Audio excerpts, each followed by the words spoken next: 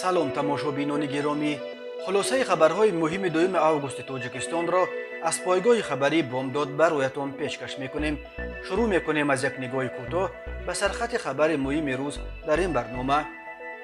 роҳбари алқоидаро дар балкони хонааш бо оташи дӯзах куштанд.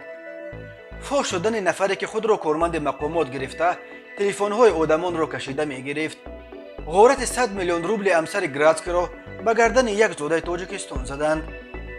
خطای به تاجیکستان باز 12.5 میلیون واکسینه ضد کرونا ویروس تقدیم کرد. آغاز پروازهای سومون ایر از خوجند به ونوکووا و از دوشنبه به قزان.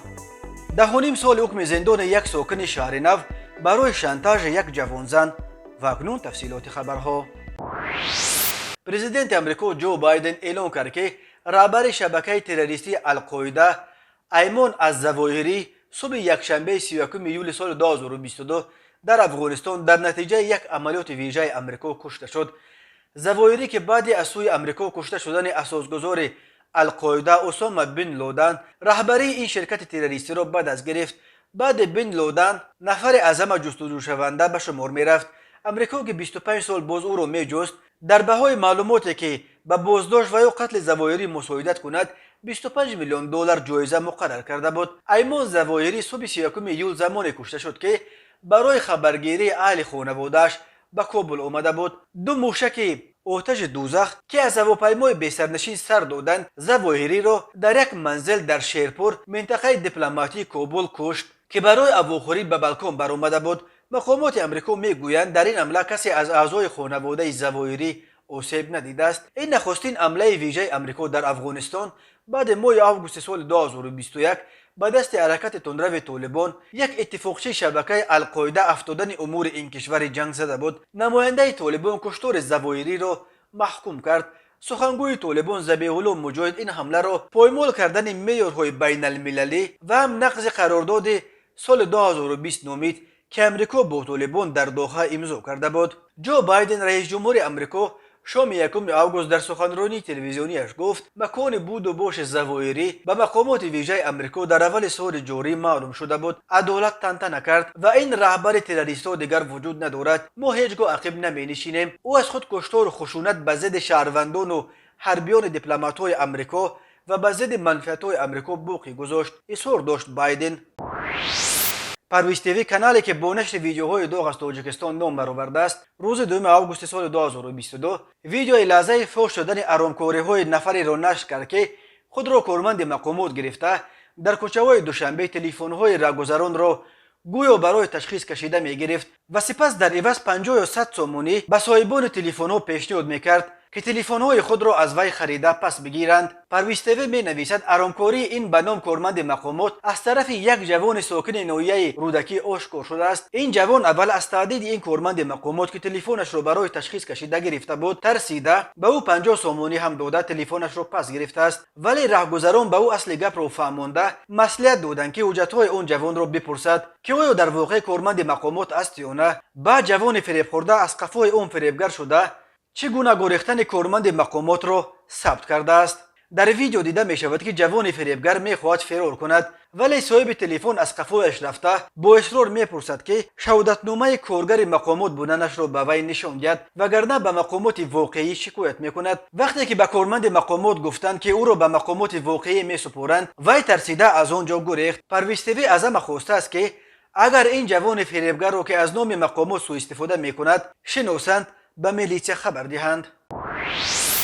دادستانی ولایت مسکو روسیه پرونده جنایتی غارت قریب 100 میلیون روبل پول نقد از همسر بیوه‌مانده آوازخوان شناخته روس الکساندر گراتسکی را به دادگاه سپرده است. مرکز مطبوعات دادستانی روز 2 آگوست سال 2022 خبر داد که عیبنامه نهایی نسبت به یک اشتراکچی این حمله غارتگرانه تصدیق کرده شد. در رابطه با این حمله پر سر و صدا تا امروز تنها یک نفر ساکن 27 ساله دهه غزنترک نویای دیوشتیچ تاجیکستان امیدجان جباروف دستگیر شده است. او به غارتگری عیبدار می شود. پرونده جنایتی برای بررسی به دادگاه شهر نرفامینسکی ولایت مسکو فرستاده شد. گفته می شود در اطلاعیه دوستانه رسانه‌های روسی قبلا از قبل منابع نزدیک به تفتیشات خبر داده بودند که امیدجان جباروف بعد حبسش دست داشتن خود در این جنایت را به گردن گرفته گفته است که می‌خواست کمتر پول کار کند. بنا به گزارش‌های قبلا نشر شده در این کار 4 زاده تاجیکستان دست داشتند که یکی از آنها امیدجان جباروف دستگیر شده، 3 تای دیگر به بلاروس و تاجیکستان فرار کردند. گفته می شود که حملگران بعد غارت 100 میلیون روبل پول را بین خود تقسیم کردند و از جمله به امید حدود 10 میلیون روبل دادند. او به 2 میلیون روبل از این پول زود مدل آخرین ماشین تویوتا کمری را خریده کوشش فرار به تاجیکستان کرده است. امید به این مقصد حتی تا ولایت سمر رفته است ولی از مرز روسیه با قزاقستان گذشتن نتوانسته به مسکو برگشته است تا کسی را پیدا کند که او را از مرز گذراند. ولی شام 24 ینور امیدجان جباروف در ایستگاه متروی میندلیفسکا مشاهده کرده در همانجا دستگیر کردند. الکساندر گراتسکی آوازخوان و آهنگساز شناخته روس 28 نوامبر سال 2021 در سن 72 از عالم چشم پوشید.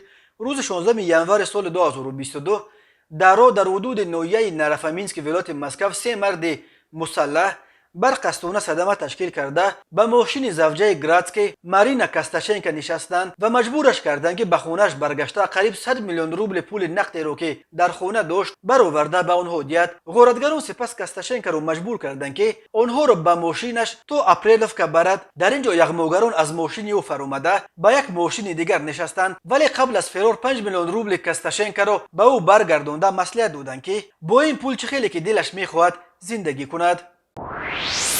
تماشابینان عزیز، یادآور می‌شویم خلاصه مهمترین اخبار تاجیکستان را از پایگاه خبری بامداد تماشا دارید. برنامه را ادامه می‌دهیم. روز 31 ایول سال 2022 از جمهوری خلقی خطاب به تاجیکستان باز 2,543,200 وایه واکسین کرونا همچون کمک بشردوستانه وارد گردید.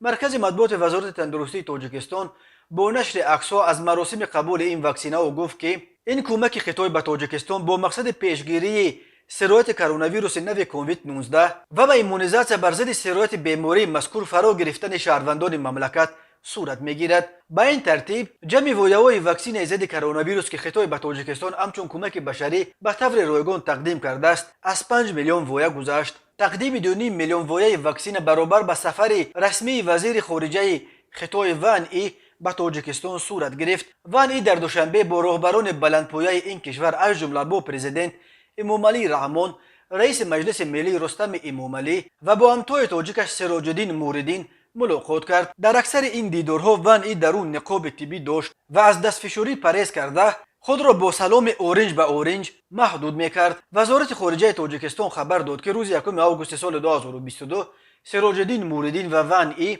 در یک مراسم خاص سپردن رسمی 5 میلیون وایه واکسن ضد کووید 19 نیز اشتراک کردند. به صورت عموم به تاجیکستان تا امروز در عموم بیش از 18 میلیون واکسن ضد کرونا ویروس وارد کردند. همه این واکسن ها را تاجیکستان از طریق برنامه کوواکس دریافت کرده است. برنامه کوواکس از جانب سازمان جهانی تندرستی و سازمان های دیگر خیریه با مقصد تامین دسترسی عادلانه کشورهای دارای و نادار به واکسن های ضد کرونا ویروس تأسیس یافته است و تاجیکستان تا کنون واکسن های ضد کرونا ویروس را توسط این سازمان به صورت رایگان دریافت کرده است.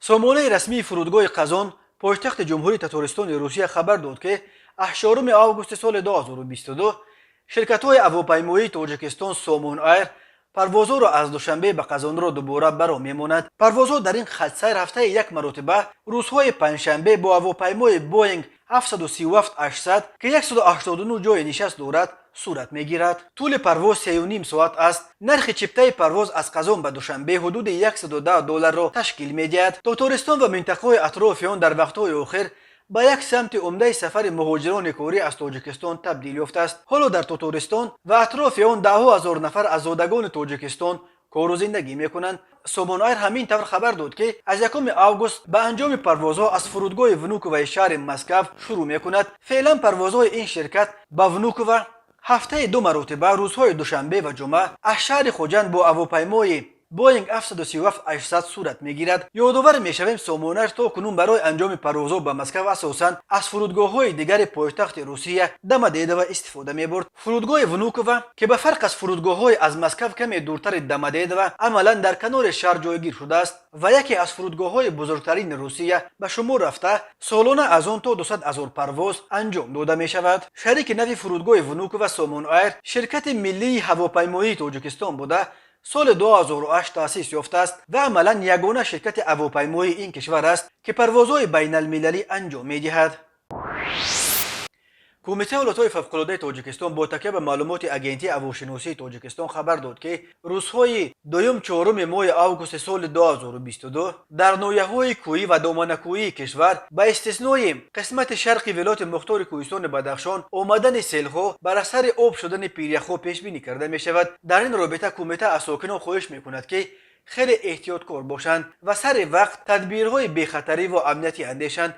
از جمله از ساکنان خواسته شده است که برای پیشگیری از پیامدهای ناخوش سیل سر وقت جویبارهای نزد حولی‌ها و سیلراه‌ها را از سر گونه‌خس و خسپاره‌ها تازه کنند تا سیل به ممانعت گذرد و وارد خانه‌ها نشود. رفتن به چارواچرانی، ماهیداری، غنچینی هیزم، علف نیز مصلحت نیست. موقتا خودداری کردن از این کارها به منفعت است. گفته می شود در هشدار کمیته ولایت‌های فوق‌العاده این نهاد همچنین به کوهگردان و سیاحان و دوستداران سیر و سیاحت در کوه‌ها توصیه می‌دهد که همیشه قاعده‌های بی‌خطری را رعایت کنند. رعایت فاصله هنگام سفر موافق مقصد و گرو بی‌خطری است. مصلحت داده است کمیته ولایت‌های فوق‌العاده به رانندگان و سیاحان در پایان ماه ایول در چند گوشه تاجیکستان سیل آمد. از جمله روز 29 ایول بر اثر آمدن گرمی شدید سطح آب در رود زرافشان بالا رفته و آب از ساحل بیرون شده 320 متر راه را پوره ویران نمود. این باعث شد که راه عینی مشتای کوهی موقتا بسته شود. همین طور نیمه دوم 31 ایول در پی بارانی‌های زیاد کوتاه مدت در دهه‌های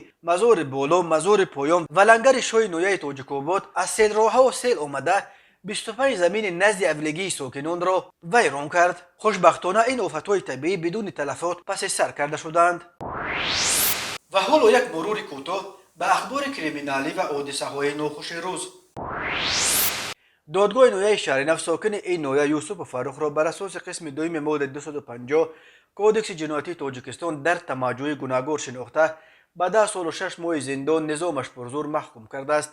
مرکز مطبوعات دادستانی کل تاجیکستان روز 2 آگوست سال 2022 در شرح این پرونده گفت یوسف فروخ ساکن نویه شهرنو با مقصد تصرف یعنی طلب مال ملک غیر با تهدید افشای معلومات بی ابرو کننده نسبت جبر دیده سانه 26 فوریه سال 2022 به واسطه تلفن موبیلی به شهروند سال تولدش 1999 ساکن دهه نویه شهرنو زنگ زده از نام برده به مبلغ 500 سومانی با تهدید عکس‌های بی ابرو کننده او را افشا نمودن طلب نموده است. بعداً خود همان روز ساعت 11:00 مبلغ پولی 500 سومانی را به یوسف در داخل بیمارخانه مرکز نویه شهرنو داده است که نام برده مبلغ پولی 500 سومانی را گرفته به سمت نامعلوم غیب شده است. تفصیلات دیگر این پرونده آورده نشده است. داستان شخصیت جبر دیده را نیز آشکار کرده است، ولی اداره پایگاه خبری بامداد تصمیم گرفت که به دلایل اخلاقی از آوردن نام و سراغه این جوانزن خودداری کند.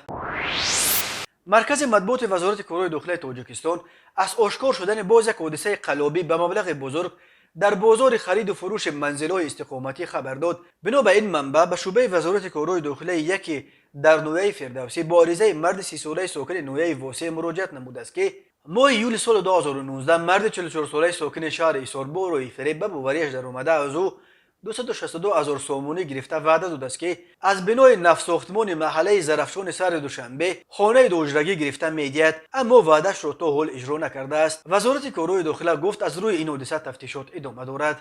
وقت‌های آخر در شهرهای تاجیکستان برابر با افزایش گرفتن ساختمان‌های بناهای استقامتی، موردهای فریب دادن شهروندان با وعده گرفته دادن خانه در بناهای نوبنیاد استقامتی نیز خیلی زیاد شده است. وزارت کارهای داخلی تقریباً هر هفته درباره بازداشت چندین نفر برای چنین قلابی خبر می‌دهد. تماشابینان عزیز و گرامی، این بود مرور به خلاصه چند خبر مهم امروز تاجیکستان. خبر و گزارش‌های بیشتر از تاجیکستان و درباره تاجیکستان و اطراف آن را در سامانه پایگاه خبری بامداد در این نشانه پیگیری نموید. www.bomdod.com. خوش باشید.